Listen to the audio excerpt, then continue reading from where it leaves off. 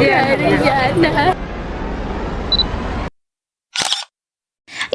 Friends, तो आज मैं जा रही हूँ पहली बार वेस्ट बंगाल के नदिया डिस्ट्रिक्ट में अग्रद्वीप। पहले हम स्टेशन आते हैं, स्टेशन से फिर दूसरे स्टेशन उतरते हैं, फिर मैं ट्रेन को बाय बाय कर देती हूँ। उसके बाद हम चाय पी लेते हैं और फिर मैं फिर से दूसरे प्लेटफॉर्म में जाती हूँ क्योंकि मुझे फिर से एक ट्रेन पकड़ना था।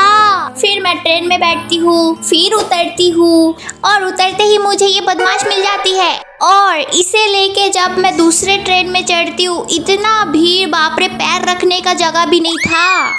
ये हम पहुंच गए, नहीं पहुंचे।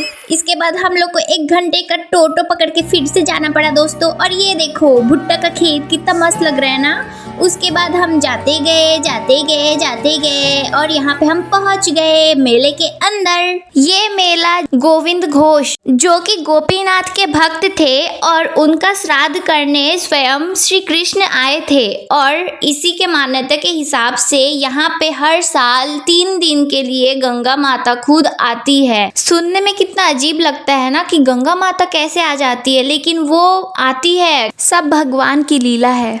उसके बाद हम आ जाते हैं मेले के अंदर। मेले का आधा भी हम नहीं घूमे थे और फिर हम पूजा करने के लिए चले जाते हैं। उसके बीच में आइसक्रीम भी खा लेती हूँ। लाइन में लगते ही हमारा दिमाग खराब हो गया दोस्तों। लाइन इतना ज्यादा लंबा था, कम से कम 500 मीटर लंबा लाइन हम लगाए थे और बाद में पता चलते कि इससे भी ज्यादा लंबा लाइन लगता है पूरा घाट के उधर से।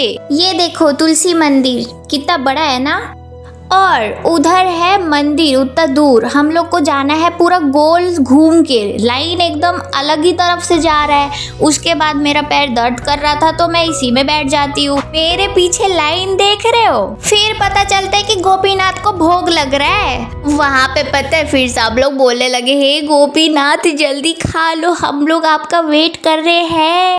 ये देखो ये पेड़ कितना सुंदर लग रहा है ना। यहाँ पे सभी ने अपना मन्नत मांग के वो पत्थर बांध के रखे हैं। आखिरकार काफी देर इंतजार करने के बाद हम लोग को मौका मिल जाता है उनका दर्शन करने का और हम यहाँ जाते हैं, ठीक से देख भी नहीं पाते हैं और वहाँ पे पुलिस वाले लोग हम लोग को भगा देते हैं। इतने गंदे लोग थे ना। इतना भीड़ में दर्शन करना बहुत मुश्किल था दोस्तों। उसके बाद मैं वहाँ से निकल जाती हूँ, सीधा चली जाती हूँ गोविंद घोष के समाधि पर।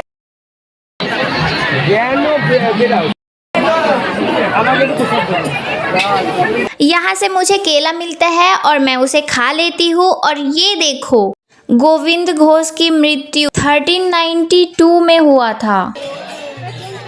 फिर हम चले जाते हैं अन्न प्रसाद पाने के लिए। यहाँ पे आके पता चलता है कि जिस दिन श्राद्ध होता है उस दिन खाने में मछली भी दिया जाता है। Proper Bengali culture. मैं अभी कितनी खुश लग रही हूँ ना, लेकिन ज्यादा देर तक नहीं।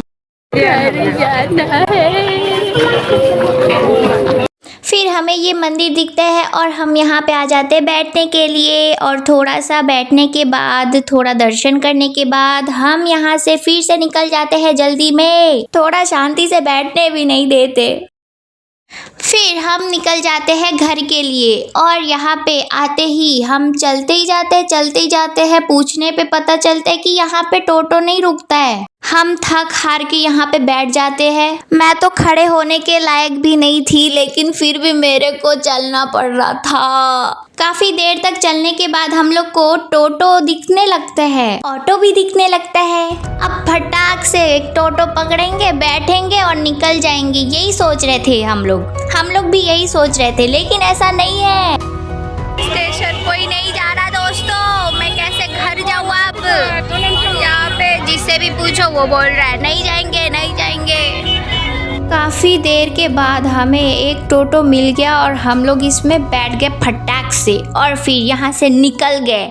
ऐसा कभी नहीं हुआ था हमारे साथ। मैं इतना ज़्यादा थक गई थी कि मुझे नींद आ रहा था। अब भी कोई मेरे को बिस्तर दे दे और मैं ऐसे फट से सो जाऊँ, ऐसा लग रहा था मेरे को। इतना स्ट्रगल तो मैंने ज़िंदगी में नहीं किया जितना आज कर लिया मैंने। आखिरकार हम लोग ट्रेन पकड़ के फिर घर आ जाते हैं और घर आने के बाद मुझे ये दिखता है मेरा पैर फूल चुका है। मैं इतना ज़्यादा चली, फिर मैं पैर ज़मीन पे रख भी नहीं पा रही थी, इतना ज़्यादा दर्द हो रहा था।